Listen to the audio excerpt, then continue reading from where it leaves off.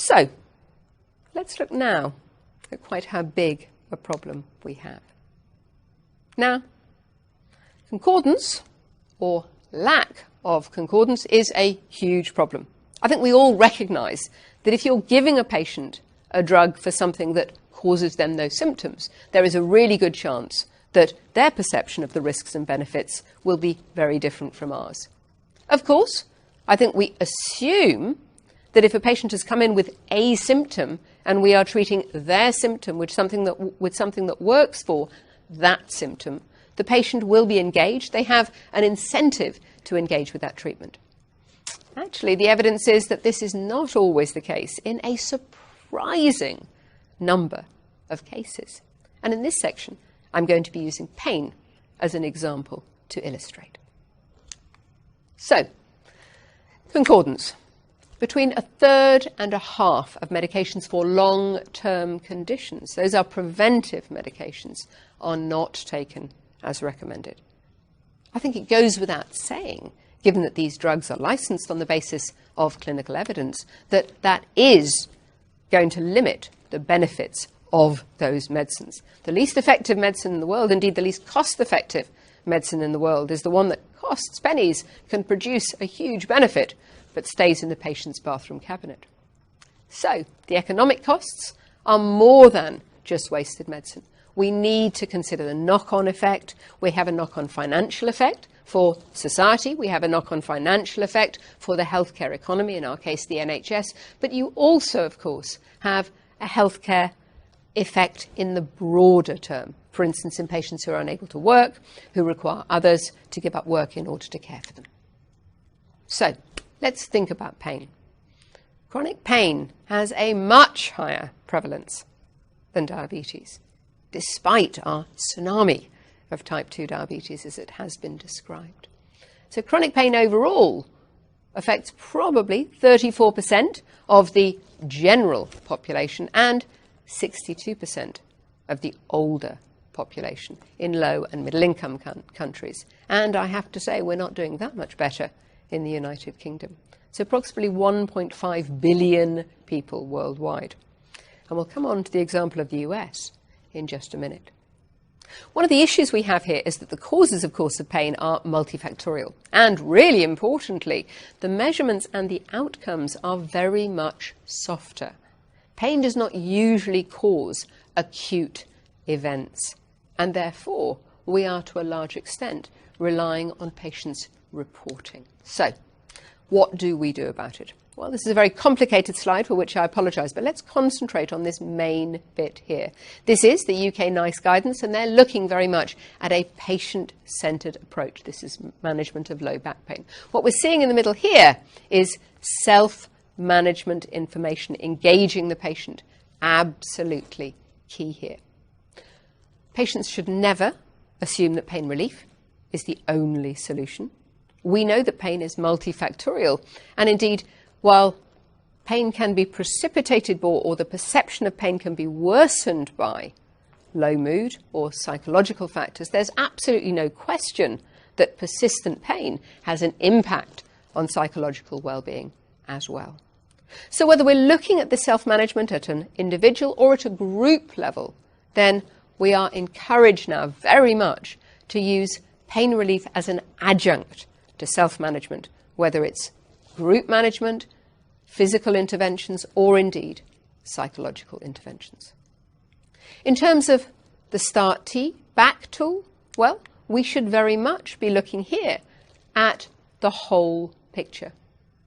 The hard measures are hard where pain is concerned because, as I've already mentioned, it's subjective. So the impact on lifestyle is absolutely key in terms of determining how much this pain is affecting the patient's life and how bad it is for them. It's not how bad the pain is, it's how bad the impact of their life.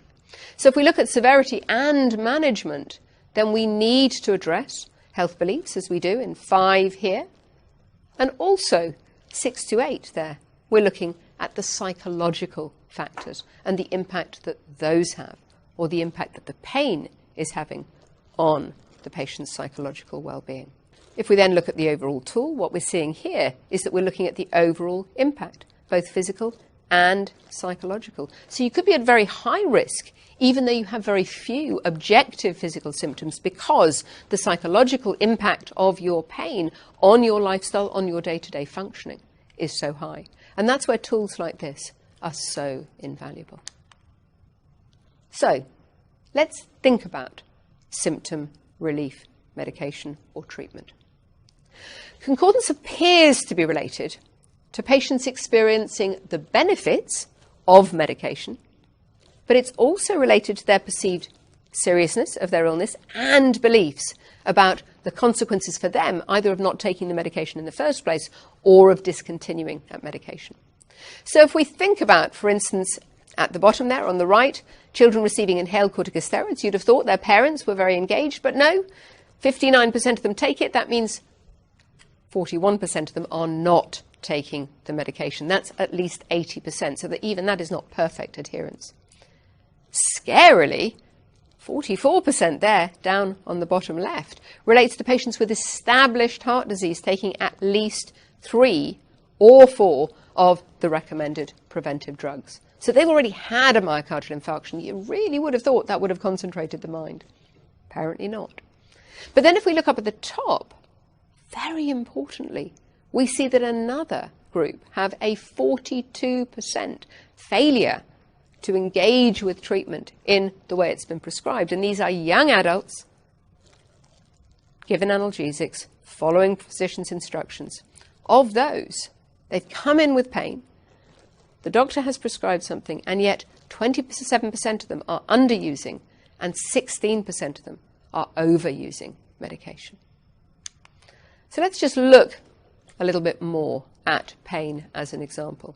So we start, of course, step 1, the non-opioids. We've always tended to assume that they're safe, but more of that later. We will be coming on to that. We are increasingly becoming aware at step 2 that even weak opioids have side effects, especially in the longer term, or if they are given at higher doses. And of course, everybody is aware of the risks of stronger opioids for moderate to severe pain. But again, we'll have a little more look at that later. So if we then think about a stepwise approach and what we should be doing, this is the NICE guidance and the clinical knowledge summaries guidance similarly.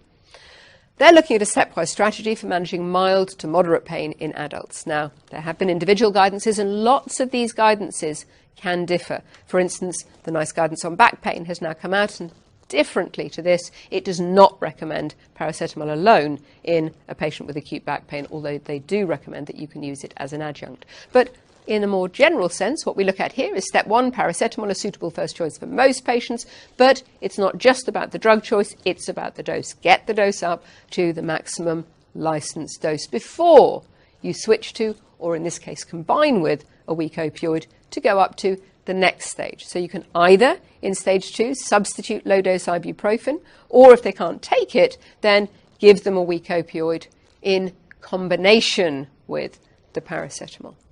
Then, if the pain is still not controlled, you move up to step 3 and you add paracetamol to the low-dose ibuprofen. So it's a combined approach there. And then, if necessary, increase the ibuprofen to 800 milligrams 3 times a day. Of course, that's 2.4 grams daily. If they can't tolerate an NSAID, then you add the paracetamol to a weak opioid. If the pain still is not controlled at that stage, then you can continue with paracetamol, but you replace the ibuprofen with an alternative NSAID. And if that still doesn't do the trick, you then start a full therapeutic dose. And again, we're talking here about getting the patient up to the maximum dosages and using the right combination of medications for their complementary effects. But these drugs have risks. And again, we forget them, I suggest, at our peril. Certainly when I became a GP, we kind of knew, in fact we did know, that high doses of NSAIDs could result in gastritis or even peptic ulceration. But actually, we certainly did not know about the risks of myocardial infarction, of heart failure, and particularly in older patients, the risks to the kidneys. So the recommendations now for people who have underlying heart or circulatory conditions, NICE reminds us we should be looking at low-dose ibuprofen, not up to 2.4 grams. For patients who have a risk because they may be at risk of dependence or tolerance. Well, we should consider everybody to be at risk. It may be necessary to reduce the dose gradually. And of course, what we're looking about there is dependence is the physical dependence, where the patient will get withdrawal symptoms, as opposed to addiction, which is the psychological element of it, where the patient has an overwhelming craving to take the drug and takes it regardless of whether or not it is having an adverse impact on their lifestyle or that of those around them. We also need to be aware that there is huge differences between different patients in how they metabolize codeine. And of course, there's no way of measuring that. But we do need to be aware that, for instance, patients who are ultra-rapid metabolizers are much more likely to get good result in terms of the medication, but more likely to have morphine toxicity, whereas patients who are slow metabolizers are less likely to respond, although also less likely to suffer from morphine toxicity.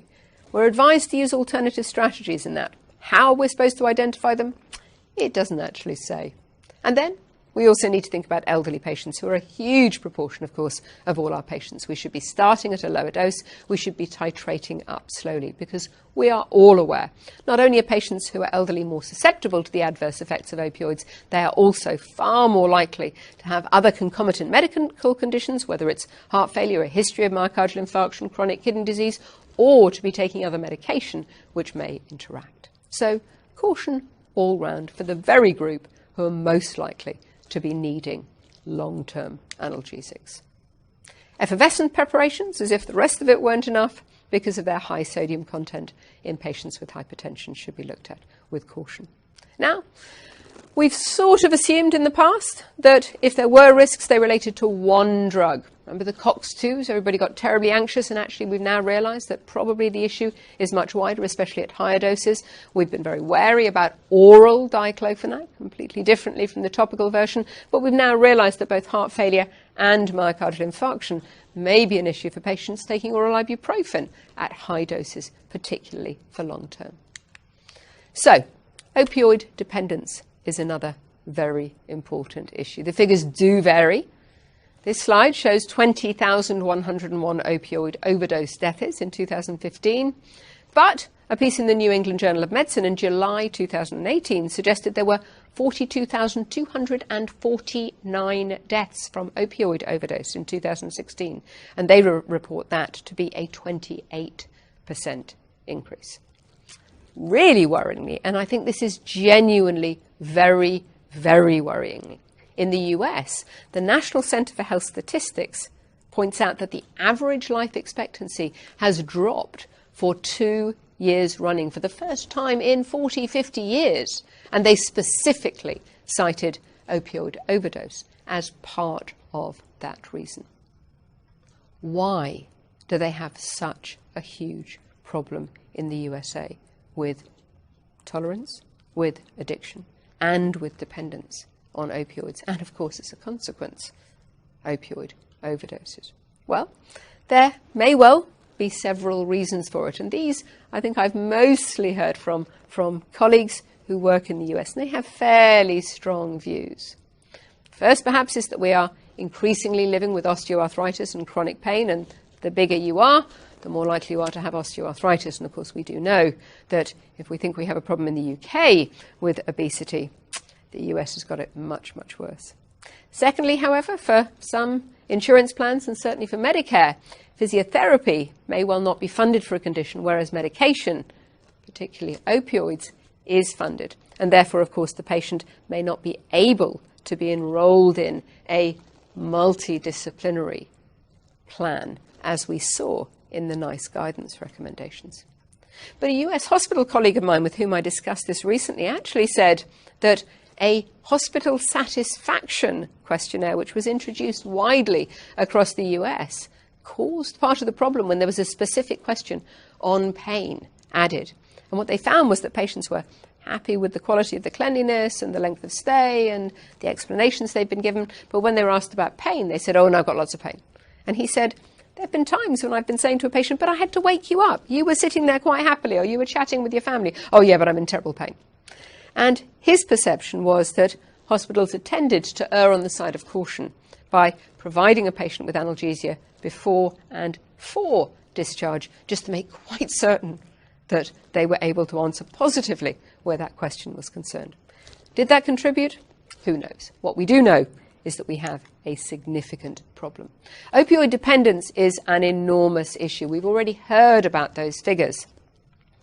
We know that a piece just very recently in the British Medical Journal in July 2018 shows that opioid prescribing in the US is 7 times higher than it is in the UK. And frankly, an increased incidence of osteoarthritis does not account for that.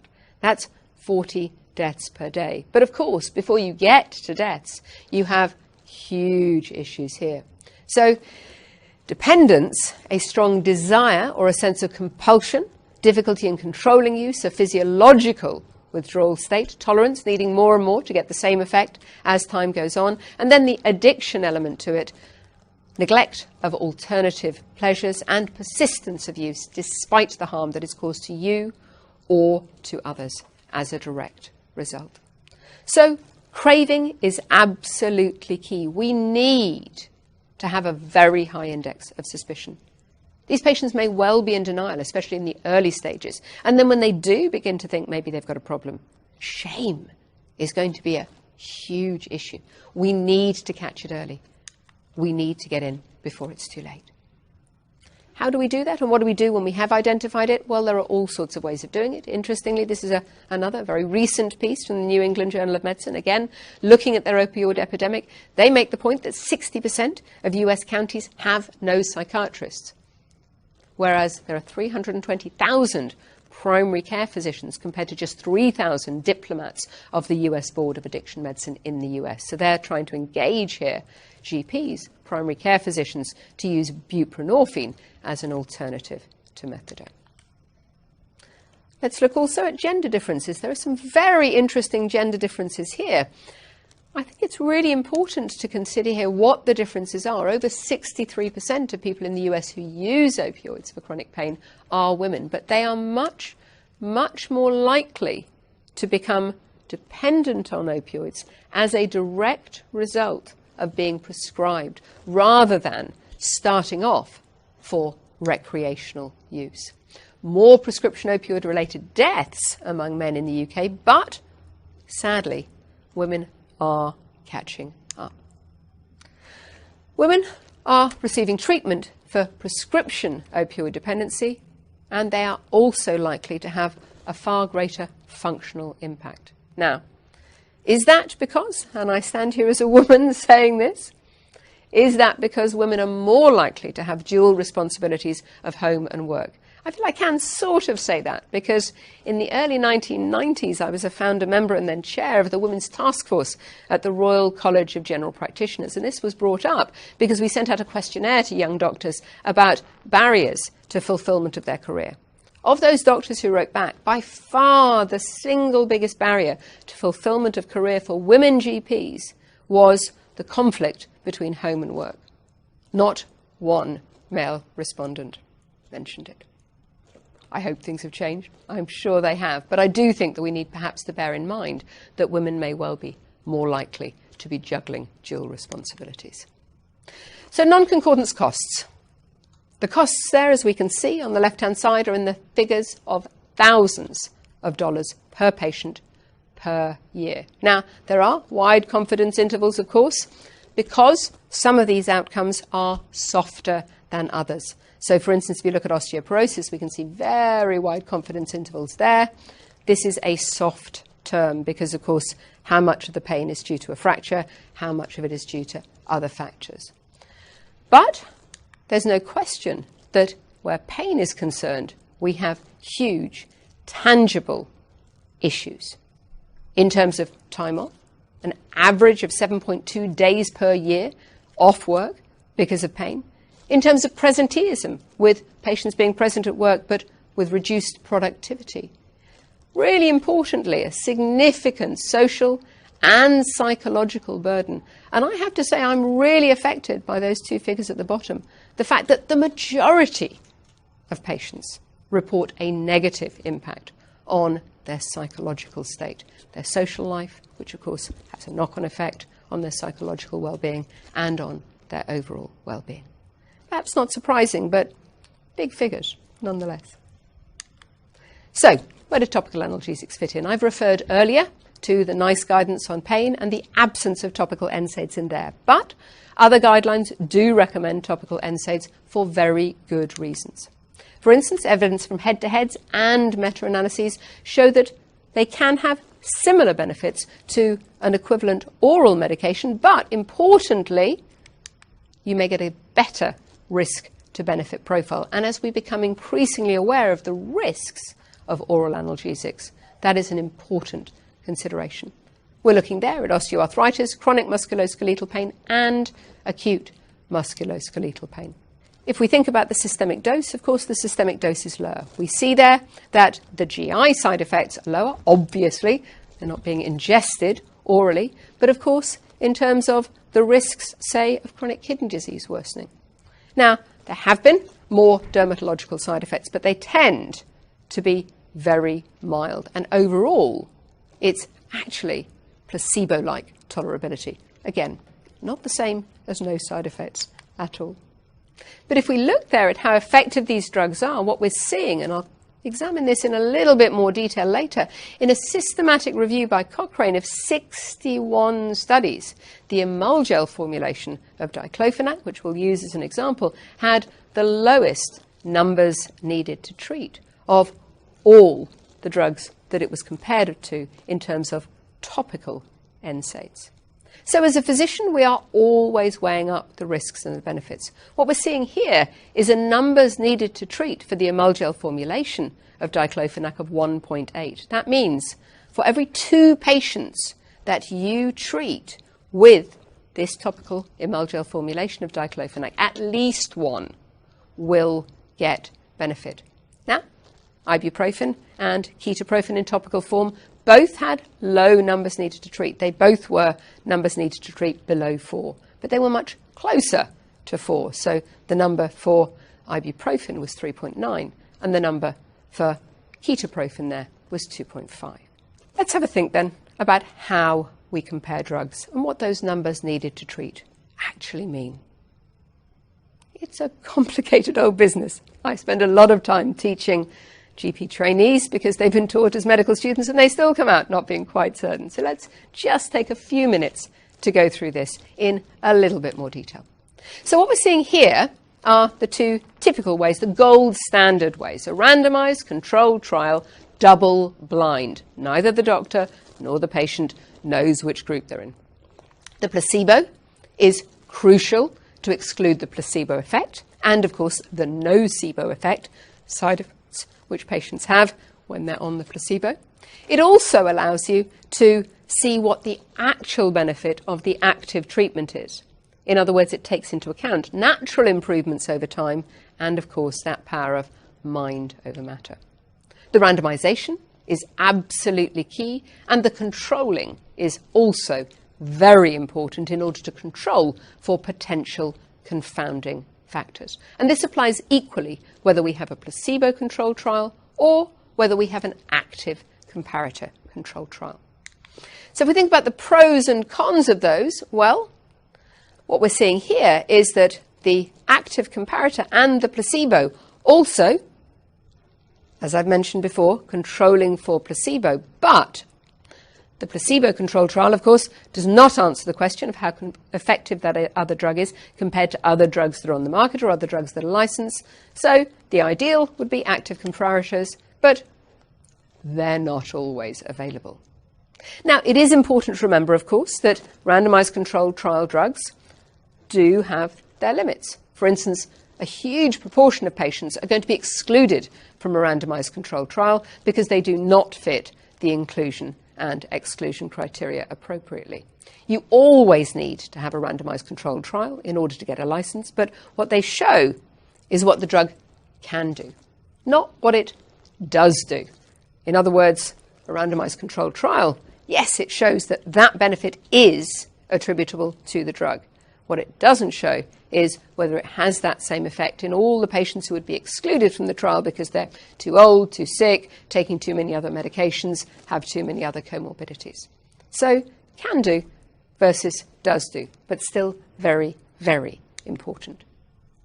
If we look at this slide, however, we look at indirect comparators. I've already mentioned in the last slide that sometimes, of course, we don't have head-to-head trials, and there we have to do the best that we can.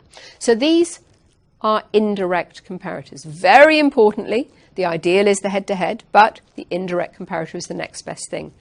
Only, however, if you have similar groups, similar inclusion criteria, similar exclusion criteria, and similar endpoints. And that can be really difficult as a GP or indeed as a specialist to weigh up in terms of comparing two drugs. That's why we have people like Cochrane to do it for us. So it does give us advantages.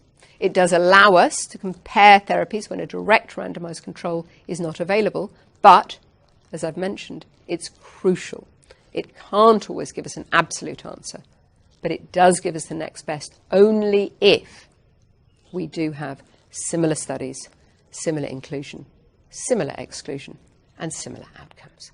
Because in real life, patients want to know which one is better. And actually, as a doctor, so do I. Okay, so let's have a think about numbers needed to treat and where they fit in then in terms of these comparisons. So the numbers needed to treat is the number of patients who need to be treated with drug A in order for one patient to respond when they would not have had a response with no treatment, or in this case, in fact, with placebo. So let me give you an example. The numbers needed to treat for therapy A is 4. So for every 4 patients who get therapy A instead of placebo, one of them will respond. The other 3 won't, but one of them will. If you think about a number needed to treat of 1 or thereabouts, for every 1 patient you treat, 1 patient will respond. So what we're seeing very clearly there is that the lower the better as far as this is concerned. So a numbers needed to treat of 1 means that every patient you give this to will respond when they would not have responded to placebo. That's a pretty tall order, and there are very, very few examples, but we will touch on those in a minute. But essentially, the message is the lower the number needed to treat, the better in terms of treatment. That is, the perfect result is an NNT of 1. Here's an example of 28 randomized controlled trials, 3,200 patients. They had moderate or severe post-operative pain, and they were treated with either paracetamol or placebo. So what we see there is that 18% of patients responded to placebo. 46% of patients responded to the active treatment. And therefore, the difference between them is 46% minus 18%, which is 28%, or 0.28. That's the absolute difference. We'll look at absolute and relative difference just in a minute. But with NNT, we are always considering absolute differences here. In order to find the numbers needed to treat, the NNT is just the inverse of the absolute risk difference between the active treatment and the control. In other words, 1 over the absolute risk difference. So what we're seeing here, the absolute risk difference is 28%, is 0.28, 28%. The parameter measured was at least 50% pain relief. So a subjective measure, but a reasonable one, and one that was used consistently in both groups. Numbers needed to treat are often rounded up or rounded down for ease. So what we're looking at here is 1 over 0.28 gives us a numbers needed to treat of 3.6, which will often be rounded up to a numbers needed to treat of 4. Those are, for every 4 patients you treat with A, 1 will get a response who would not have got it with placebo. We do always need to interpret it in the context of the control. So the numbers needed to treat is always a measure of the difference between the drug being investigated and the placebo or active comparator. And what we're seeing here is that at the top we've got 4 patients treated with placebo or therapy A. One of those, 25%, responded to placebo. 2 in 4 of those, that's 50%, responded to the active treatment. The difference between the two was 50% minus 25%. Again, a numbers needed to treat of 4, because a 25%, 0.25, absolute difference. Then, if we think about some more common examples, we might get some quite surprising results. Which of us, when faced with a patient with a high 10-year risk of cardiovascular disease, say a 20% 10-year risk of cardiovascular disease, would not consider a statin for them. If we look here from the cholesterol trialist collaboration, we see that a 1 millimole per litre reduction of LDL with a statin reduces your relative risk by 21%. Let's call it 20% just because it gets quite complicated otherwise, as if it wasn't already. So you've got a patient who's got an absolute 10-year risk of 20% of having a heart attack or stroke. That means an absolute 1-year risk of 2%. Their annual risk of a major C event is 1 in 50. If you reduce that in relative terms, and don't forget our statins there, we were looking at relative risk reductions. If you reduce that by 20% in relative terms, in absolute terms, that is a 0.4% reduction, 4/5 of your 2% absolute risk. And that means your numbers needed to treat is 250. All of a sudden, an NNT of 1.8 looks pretty good. There are, of course, comparators, and NNTs can be very useful when we look at those comparators. We use NNTs to prioritise treatment every day. Now, here we've got an example, a patient who's got type 2 diabetes. If we reduce their HbA1c by 1 millimole per litre or 10 millimoles per mole, 1% or 10 millimoles per mole, then we have a numbers needed to treat to prevent one event over 5 years, one cardiovascular event of 119. So you get much better bangs for your buck, lower NNTs by reducing cholesterol, lower NNTs again by reducing blood pressure. Does that mean you're not going to bother with the top one, the reduction in HbA1c? No, of course it doesn't, because there, of course, this NNT is only looking at macrovascular events, not microvascular. But it does make it much easier for you to prioritise your treatment and think about where you're going to get the best results in terms of effective outcomes.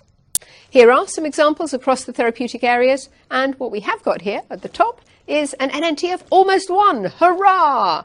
Peptic ulceration, triple therapy for H. pylori eradication. But actually, if you then go back a year later, peptic ulceration, the second line across, you see an NNT of 1.8 for the patient remaining H. pylori negative.